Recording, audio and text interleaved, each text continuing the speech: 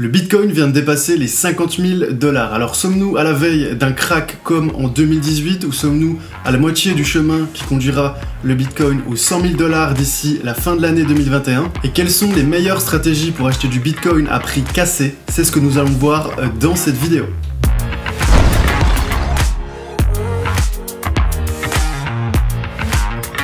L'année 2021 commence magnifiquement bien pour le Bitcoin puisqu'il a connu une hausse de 65% depuis janvier. Autre bonne nouvelle, c'est que les entreprises commencent à utiliser le Bitcoin dans leur trésorerie, comme l'entreprise MicroStrategy qui a annoncé le 11 août 2020 avoir investi 250 millions de $ dans le Bitcoin pour diversifier sa trésorerie. Le Bitcoin est donc en train de devenir une monnaie alternative pour placer les liquidités des entreprises. Investir dans le Bitcoin, ça permet aussi aux entreprises de réussir un coup médiatique puisque le prix de l'action MicroStrategy par exemple a explosé de 568% depuis l'annonce du 11 août 2020. Les fonds d'investissement traditionnels s'y mettent aussi avec notamment le fonds britannique Ruffer Investment qui a annoncé le 16 décembre 2020 avoir investi 630 millions $ dans le Bitcoin. Mais l'événement le plus important évidemment c'était l'annonce de Tesla le 8 février 2021 qui a annoncé acheter pour 1,5 milliard de $ de Bitcoin. La valeur du Bitcoin a augmenté de 22% le jour de cette annonce par Tesla, il vaut aujourd'hui près de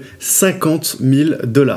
Il y a aussi des fonds négociés en bourse spécialisés dans le Bitcoin qui ont vu le jour récemment comme Purpose Bitcoin ETF que vous pouvez retrouver avec le tracteur BTCC chez votre courtier. Son lancement a été un franc succès avec plus de 10 millions d'actions échangées lors de son introduction sur la bourse de Toronto le 18 février 2021. Alors l'intérêt de ce type de fonds, c'est d'éviter le risque de piratage et de perte d'identifiant qui est inhérent aux places de marché traditionnelles de crypto-monnaie. Ce type de fonds aurait été clairement très utile à Stéphane Thomas, qui est un programmeur informatique de San Francisco qui avait acheté 7000 bitcoins et qui les a stockés sur un disque dur crypté. Le problème, c'est qu'il a oublié son mot de passe et que ces 7000 bitcoins représentent aujourd'hui l'équivalent de 350 millions de $. Le Bitcoin n'est pas uniquement une valeur refuge, c'est également en train de devenir un moyen de paiement alternatif pour de nombreuses entreprises.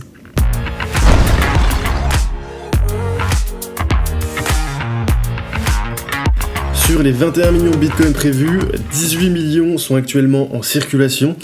On vient de voir que les entreprises l'utilisent pour diversifier leur trésorerie, mais c'est aussi en train de devenir un moyen de paiement chez de nombreuses entreprises américaines comme KFC, Starbucks ou encore Microsoft. L'entreprise Mastercard a aussi annoncé qu'elle prendra en charge certaines crypto-monnaies en 2021, tout comme la banque new-yorkaise BNY Mellon qui va proposer des services de conservation des crypto-monnaies. Parmi les grosses entreprises, il y a aussi Uber qui s'intéresse au Bitcoin. Alors Uber n'achètera pas de Bitcoin pour sa trésorerie, mais l'entreprise va l'accepter comme moyen de paiement. Donc le Bitcoin est à la fois en train de devenir un moyen pour les entreprises de diversifier leur trésorerie, mais aussi un moyen d'accepter les paiements de leurs clients. Mais il y a un véritable problème avec le Bitcoin, c'est sa volatilité.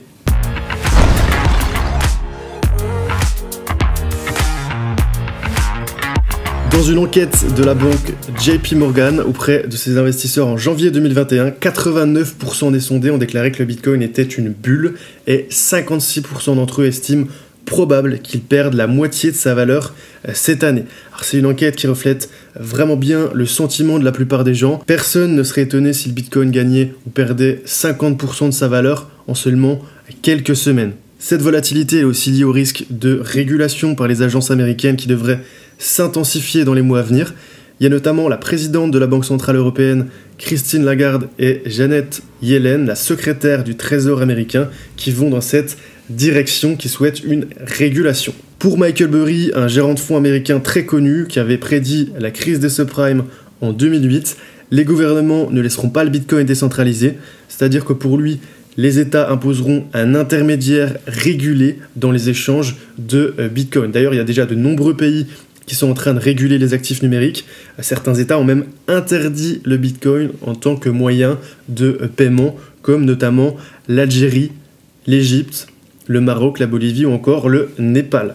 Il y a aussi des États qui ont interdit aux banques d'échanger des liquidités avec les plateformes de crypto-monnaies. Ce sont notamment le Nigeria, le Canada, la Colombie, l'Équateur, la Russie, l'Arabie Saoudite, la Jordanie, l'Iran, le Bangladesh, la Chine, Taïwan, le Cambodge et le Vietnam. Vous voyez que ça fait une sacrée liste de pays qui ont interdit à leurs banques d'échanger des liquidités avec ces plateformes de crypto-monnaies. Donc dans tous ces pays, il est autorisé de détenir et d'utiliser du Bitcoin, mais il est très difficile, voire même impossible pour les habitants de ces pays d'en acheter. Ce qui se profile d'après moi sur le Bitcoin, c'est une correction, voire un crack, et ce pour plusieurs raisons. La première raison, c'est qu'on a eu une hausse explosive et quasiment ininterrompue.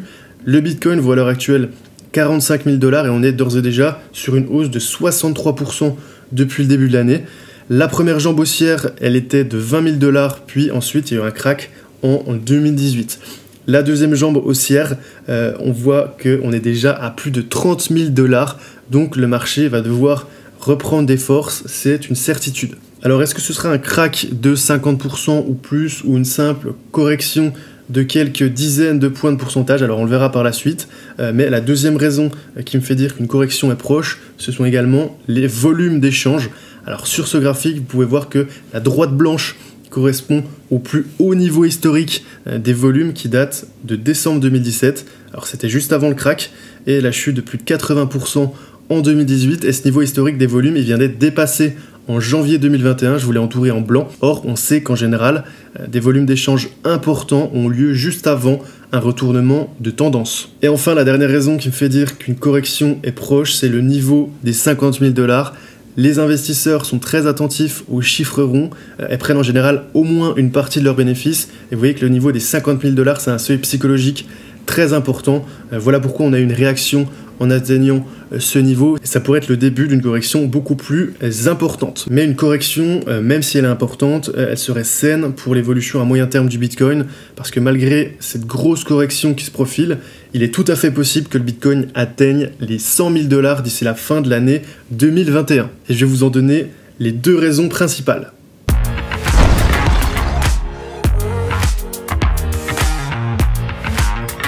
La première raison qui pourrait expliquer une nouvelle explosion à la hausse du Bitcoin, c'est son nouveau statut de valeur de réserve. Alors une valeur de réserve, c'est un actif financier qui permet de se couvrir en cas de chute des actions, mais aussi contre l'inflation. Cette place de valeur de réserve, elle était occupée jusqu'à présent presque exclusivement par l'or, mais certains fonds d'investissement et certaines banques commencent à conseiller à leurs investisseurs d'allouer une part de leur portefeuille boursier au Bitcoin. On a notamment la banque JP Morgan qui conseille d'avoir 1% de Bitcoin dans son portefeuille. Je pense personnellement qu'on peut même aller jusqu'à 3%. Je vois clairement le Bitcoin comme un complément à l'or qui permet de se couvrir contre la perte de confiance dans les monnaies traditionnelles et contre l'inflation qui devrait arriver. Sinon, en termes de projection de la valeur du Bitcoin, il y a de plus en plus d'analyses qui sont très haussiers.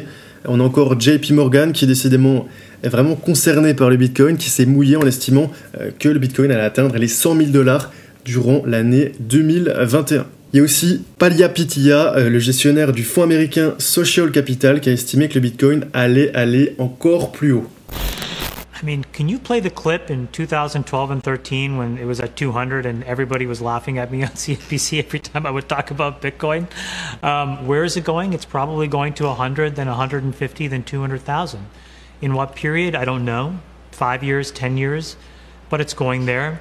And the reason is because every time you see all of this stuff happening, it just reminds you that, wow, our leaders are not as trustworthy and reliable as they used to be.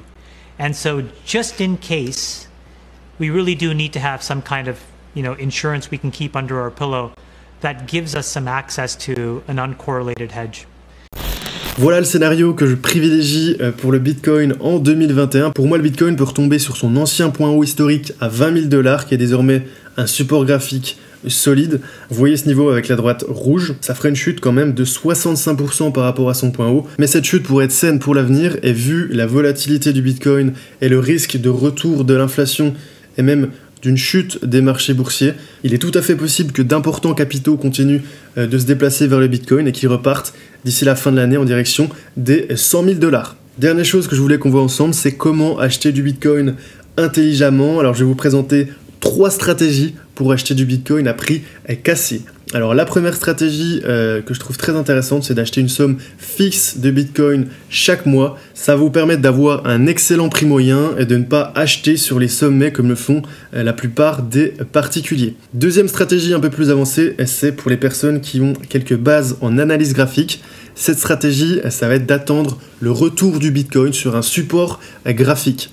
Un support graphique, c'est un niveau où le marché est venu buter à plusieurs reprises. Alors je vous ai mis les principaux supports graphiques à l'écran. Les deux premiers sont à moins 30 et à moins 50%. Ils sont synonymes de correction sur le Bitcoin.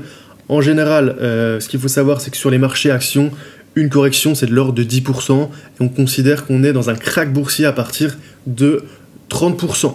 Mais le Bitcoin est tellement volatile que forcément tous ces repères volent en éclats. Donc on va considérer qu'on sera dans un crack sur le Bitcoin si on casse le support des 20 000 $, c'est-à-dire à moins 65% de chute.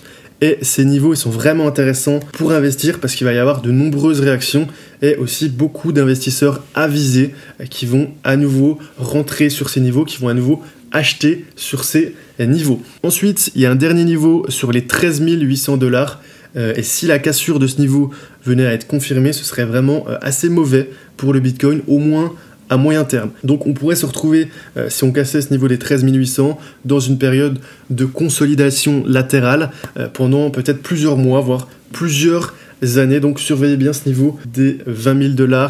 Surveillez aussi ce niveau des 13 800 $. Dernière stratégie qui est hyper pertinente, mais encore un peu plus avancée, c'est d'attendre que le Bitcoin vienne se poser sur la moyenne mobile 200 périodes en hebdomadaire. Alors la moyenne mobile 200 périodes, c'est un indicateur technique qui est très utilisé par les traders et les investisseurs. Et vous voyez que ça a très bien fonctionné en 2019 où le marché a buté sur la moyenne mobile 200 pour ensuite repartir. C'est la droite que vous voyez en blanc. Et c'est passé ensuite la même chose en 2020. Regardez, le marché est venu taper la moyenne mobile, il l'a bien dépassé, mais ensuite il a clôturé juste sur ce niveau pour ensuite repartir très fortement. Donc voilà, pensez à garder un œil sur cette moyenne mobile 200 périodes.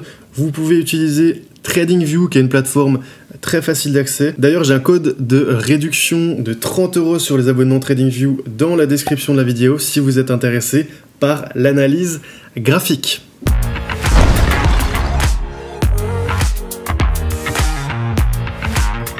Pensez à mettre un like et un commentaire si vous avez aimé la vidéo, ça m'aide beaucoup pour le référencement de la chaîne. Pensez aussi à vous abonner si ce n'est pas encore fait, à activer la cloche pour être averti dès que je publie une nouvelle vidéo. Et si vous êtes intéressé par la bourse, j'offre une formation qui vaut normalement 99 €, c'est la formation Nasdaq Trading, dans laquelle vous allez apprendre des stratégies pour gagner un complément de revenus grâce à la bourse. Donc vous pouvez cliquer sur le lien juste en dessous de cette vidéo pour la télécharger gratuitement.